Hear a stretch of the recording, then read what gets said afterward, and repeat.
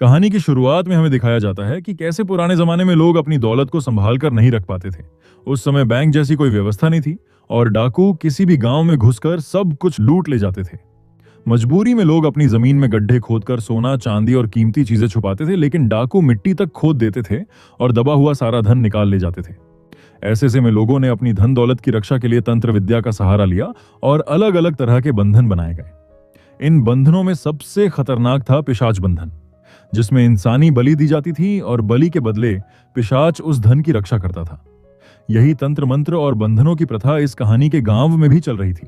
कहानी अब वर्तमान में आती है, जहां एक पति पत्नी अपने घर में सो रहे होते हैं। रात के वक्त पत्नी को प्यास लगती है और वो पानी पीने के लिए रसोई में जाती है। वहां जाते ही उसे अजीब सा एहसास होने लगता है। उसकी आंखों के सामने एक एक करके सोने के सिक्के दिखाई देने लगते हैं। जैसे जैसे वो आगे बढ़ती है, उसे ढेर सारी दौलत के ऊपर किसी के बैठे होने का आभास होता है। डर के मारे उसकी आंख खुल जाती है और तब पता चलता है कि ये सब सिर्फ एक सपना था।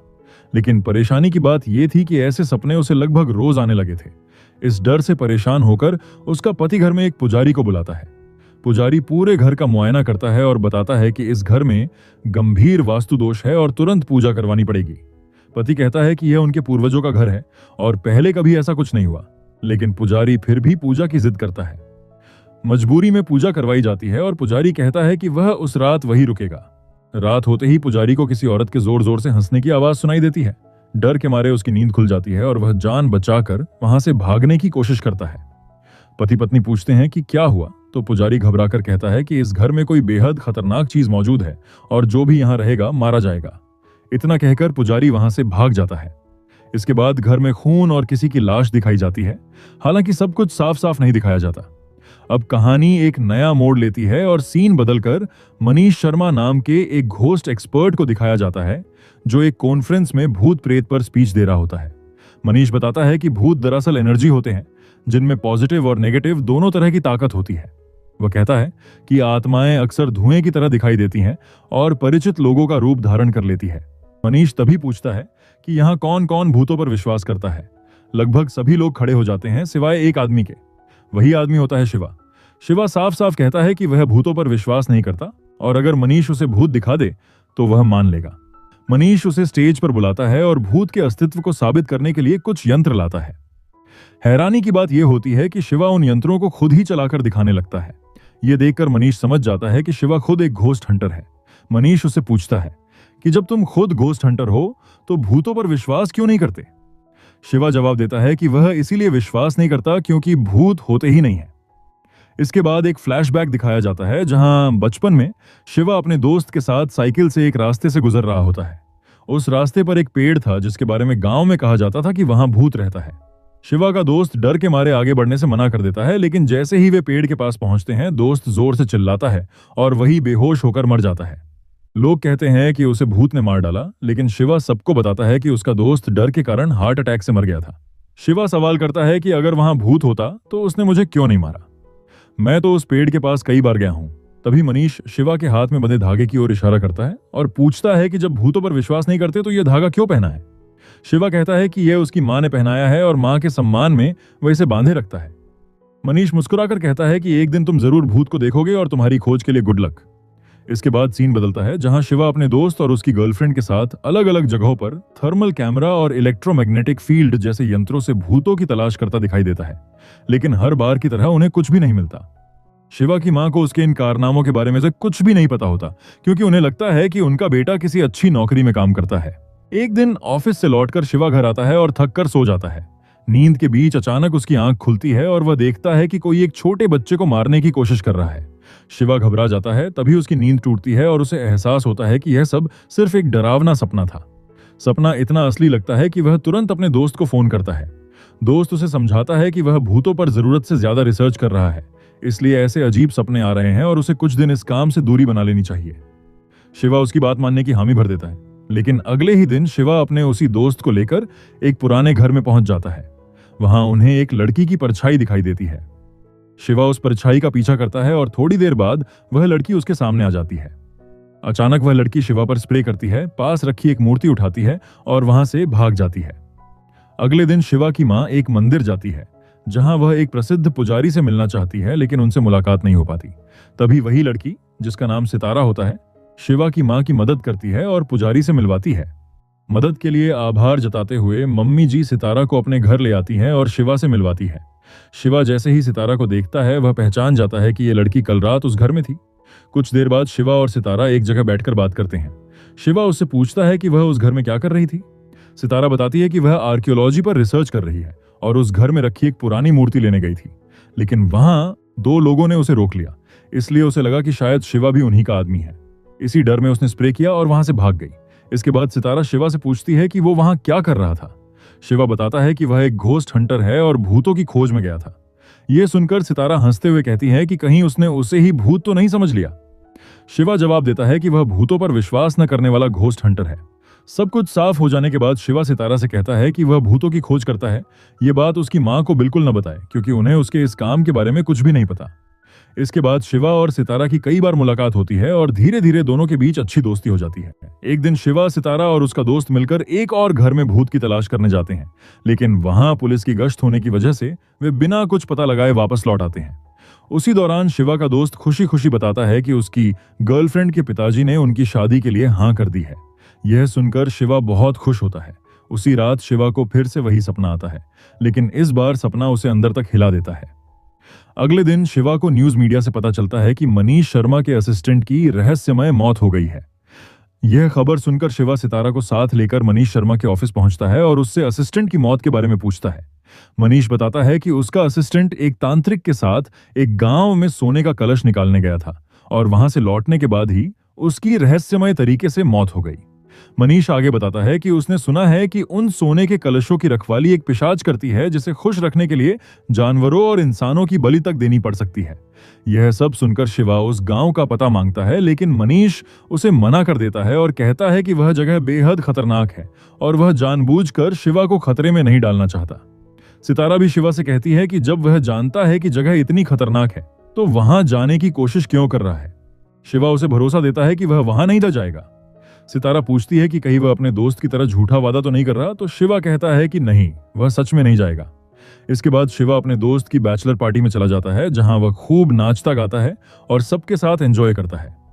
पार्टी के बीच ही मनीष शर्मा का एक और असिस्टेंट शिवा को फोन करता है और बताता है कि वह उसी गांव में जा रहा है और अगर शिवा चाहे तो उसके साथ चल सकता है, बस इसके लिए उसे ज्यादा पैसे देने होंगे। थोड़ी देर सोचने के बाद शिवा इस ऑफर के लिए मान जाता है। उसी रात शिवा को फिर से सपना आता है। इस बार वह देखता है कि कोई एक बच्चे को गोद में लिए खड़ा है। यह सपना देखते ही शिवा घबराकर जाग जाता है और तुरंत उस असिस्टेंट के दिए हुए पते पर पहुंचता है। वहां से वह उस गांव की ओर निकल पड़ता है। इसी बीच पुजारी को शिवा के बारे में कुछ गंभीर बातें पता चलती हैं। वह तुरंत सितारा को फोन करके अपने पास बुलाता है। उधर देर रात शिवा की बहन, जो शादी के बाद विदेश में रहती है, अपने मम्मी पापा को फोन करके अपने सर्टिफिकेट की पीडीएफ मांगती है। इसी वजह से दोनों उठ जाते हैं और सर्टिफिकेट ढूंढने लगते हैं। शिवा की मां रसोई में चाय बनाने जाती है। उधर जब सितारा पुजारी के पास पहुंचती है तो पुजारी उसे बताता है कि शिवा की कुंडली में मृत्यु दोष है। शिवा धीरे धीरे मौत की तरफ बढ़ रहा है। पुजारी यह भी कहता है कि जो कोई भी शिवा के ज्यादा करीब आएगा उसकी जान को भी खतरा हो सकता है और इसी वजह से शिवा की शादी का कोई मतलब नहीं बनता। यह सब सुनकर सितारा पूरी तरह से परेशान हो जाती है। उधर शिवा उस गांव में पहुंच चुका होता है जहां तांत्रिक सोने का कलश निकालने के लिए तंत्र मंत्र कर रहे थे। शिवा चुपचाप अपनी इलेक्ट्रोमैग्नेटिक मशीन निकालकर सिग्नल चेक करने लगता है। तभी तांत्रिक के आदेश पर जमीन खोदी जाती है और वहां से एक लड़की प्रकट होती है, वही पिशाचिनी। वह जोरदार दहाड़ मारती है जिससे चारों तरफ आग भड़क उठती है। फिर भी तांत्रिक खुदाई रुकवाने से मना कर देता है। उधर घर पर शिवा के पिताजी सर्टिफिकेट ढूंढते हुए स्टूल से गिर जाते हैं और मां जब रसोई में चाय बनाने जाती है तो गैस सिलेंडर में धमाका हो जाता है। उसी वक्त सितारा शिवा को लगातार फोन करती है। कई बार फोन अनदेखा करने के बाद शिवा कॉल उठाता है और मां के एक्सीडेंट की खबर सुनते ही सब छोड़कर घर की ओर भागता है। घर पहुंचने पर पिताजी बताते हैं कि गैस कम थी, इसलिए मां बच गई, वरना बड़ा हादसा हो सकता था। सितारा शिवा से पूछती है कि वह कहां गया था। शिवा झूठ बोल देता है कि ऑफिस गया था, लेकिन सितारा कहती है कि उसने उसके दोस्त से बात की है और वह गांव में गया था। शिवा जवाब देने ही वाला होता है कि दोस्त का फोन आ जाता है।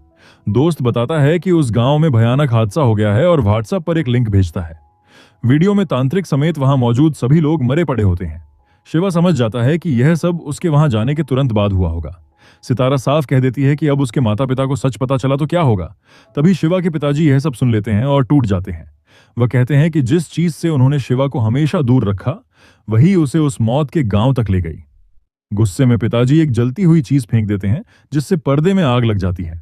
शिवा जल्दबाजी में जो हाथ लगता है उसी से आग बुझाने लगता है और तभी उसे एहसास होता है कि वह एक फैमिली फोटो से आग बुझा रहा था। फोटो में मौजूद बच्चे और लोग वही हैं जिन्हें वह बार बार अपने सपनों में देखता आया है। शिवा पिताजी से पूछता है कि फोटो में दिख रहा बच्चा कौन है।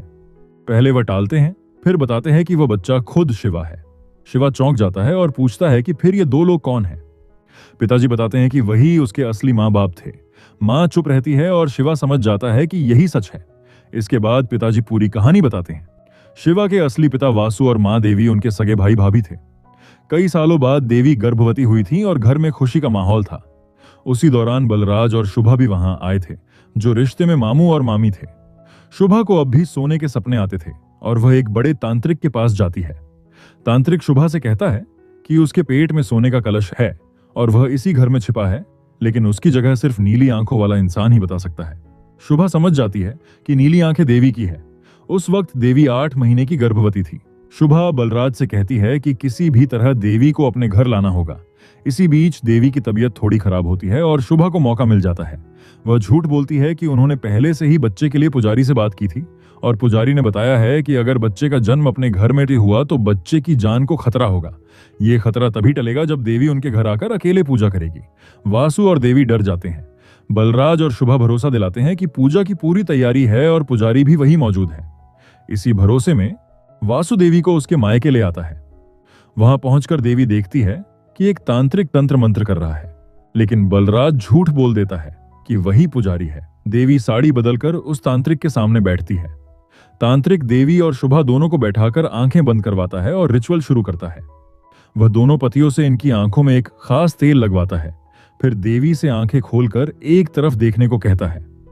देवी बताती है कि उसे सोने की थैलियां दिख रही हैं। यह सुनकर तांत्रिक खुश हो जाता है और बलराज को उसी जगह कद्दू तोड़ने को कहता है। जैसे ही कद्दू टूटता है, देवी को लेबर पेन शुरू हो जाता है। तांत्रिक बलराज को वही मुर्गे की बलि देने को कहता है। बलि होते ही देवी का दर्द और बढ़ जाता है। अब तांत्रिक शुभा से पूछता है कि उसे क्या दिख रहा है। शुभा बताती है कि 4 आत्माएं खून पी रही हैं। तांत्रिक कहता है वहां भी सोना है और बलराज को जमीन खोदने को बोलता है।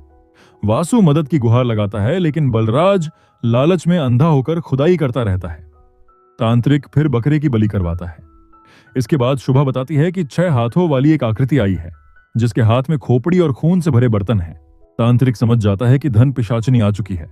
इसी बीच दाइमा देवी की डिलीवरी कराने लगती है। शुभा पिशाचिनी की आवाज में वो बोलने लगती है और ज्यादा बलि मांगती है। तांत्रिक बलराज से भैंस की बलि दिलवाता है, लेकिन पिशाचिनी की भूख फिर भी नहीं मिटती।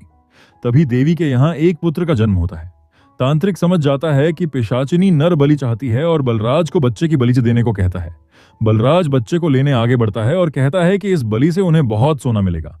वासु उसे रोकता है और देवी को लेकर वहां से भाग जाता है। रिचुअल अधूरा रह जाता है। गुस्से में तांत्रिक पहले बलराज को मार देता है, फिर शुभा को भी, लेकिन इसके बावजूद धन पिशाचिनी और बलि मांग रही थी। अब तांत्रिक खुद की बलि दे देता है, लेकिन धन पिशाचिनी फिर भी नहीं रुकती और गांव में तबाही मचा देती है। डर के मारे कई लोग गांव छोड़कर भाग जाते हैं। 6 महीने बाद वासु और देवी का बच्चा थोड़ा बड़ा हो जाता है। एक दिन पिशाचिनी देवी के अंदर आती है और देवी भ्रम में आकर बच्चे को मारने की कोशिश करती है, लेकिन वासु उसे रोक लेता है। बाद में देवी समझ जाती है कि वह क्या करने जा रही थी और टूट जाती है। कुछ समय बाद पिशाचिनी वासु के अंदर आती है और इस बार वासु बच्चे को मारने को तैयार हो जाता है, लेकिन देवी उसे रोक लेती है। अब दोनों समझ जाते हैं कि जब तक वे जिंदा हैं, पिशाचिनी उनके बच्चे को मारने की कोशिश करती रहेगी। आखिरकार अपने बेटे को बचाने के लिए वासु और देवी उसको अपने भाई को सौंपकर खुद को आग लगा लेते हैं। शिवा के चाचा, जो अब उसके पिता है, अपनी बात खत्म करते हुए कहते हैं कि जिस गांव से तुझे इतने सालों तक दूर रखा गया, तू उसी गांव में वापस कदम रख चुका है। अपने असली माँ बाप के आत्मत्याग के लिए ही सही, अब खुद को बचा ले। सब कुछ जानने के बाद शिवा अपने दोस्त और सितारा को लेकर अपने असली माता पिता के पुराने घर पहुंचता है। वहां शिवा अपनी मशीन चालू करता है और कहता है, मम्मी पापा, अगर आप यही हैं तो मुझे सिग्नल दीजिए। इस बार मशीन पर सच में सिग्नल मिलता है और इतना ही नहीं, जब शिवा अपने माता पिता की आत्मा को महसूस करने की कोशिश करता है तो वह उन्हें महसूस भी कर पाता है। जो इंसान कभी आत्मा और भूत प्रेत पर भरोसा नहीं करता था, आज पहली बार अपने माँ बाप की मौजूदगी को महसूस कर पूरी तरह टूट जाता है। इसके बाद शिवा दोस्त और सितारा के साथ पुजारी के पास जाता है। पुजारी बताते हैं कि धन पिशाचिनी ने शिवा का पीछा इसलिए शुरू किया क्योंकि जब पिशाच बंधन टूटा था तब शिवा वहां मौजूद नहीं था और उसी दिन से पिशाचिनी ने उसे अपना निशाना बना लिया। शिवा याद करता है कि एक बार वह ट्रक एक्सीडेंट में बच गया था और अगर उस दिन सितारा ने फोन न किया होता तो शायद वह भी बाकी लोगों की तरह मारा जाता। पुजारी बताते हैं कि शिवा को बार बार उसके मृत माता पिता ही बचा रहे थे और जब तक वे उसे पूरी तरह सुरक्षित नहीं कर देते उनकी आत्मा को शांति नहीं मिलेगी। लेकिन पुजारी यह भी कहते हैं कि इतने सालों में पिशाचिनी बेहद ताकतवर हो चुकी है, इसलिए अब माता पिता का रक्षा कवच भी ज्यादा दिन तक शिवा को नहीं बचा पाएगा। इसके बाद शिवा मनीष शर्मा के पास जाकर कहता है कि आत्माएं सच में होती हैं और उसकी सोच गलत थी। फिर वह दोबारा पुजारी के पास आता है जहां पुजारी उसे भगवान शिव से जुड़ी एक किताब और 8 शिवलिंग का इस्तेमाल करने की तरकीब बताते हैं। शिवा घर आकर टेस्ला कोयल चालू करता है और समझाता है कि जैसे बिना तार के एक कोयल से दूसरी कोयल में बिजली पहुंचती है, वैसे ही वह टेस्ला कोयल को पॉजिटिव एनर्जी और पिशाचिनी को नेगेटिव एनर्जी मानकर इस्तेमाल करेगा। शिवा दोस्त और सितारा को दिखाता है कि 8 शिवलिंग और टेस्ला कोयल की मदद से वह पिशाचिनी को कैसे हराएगा।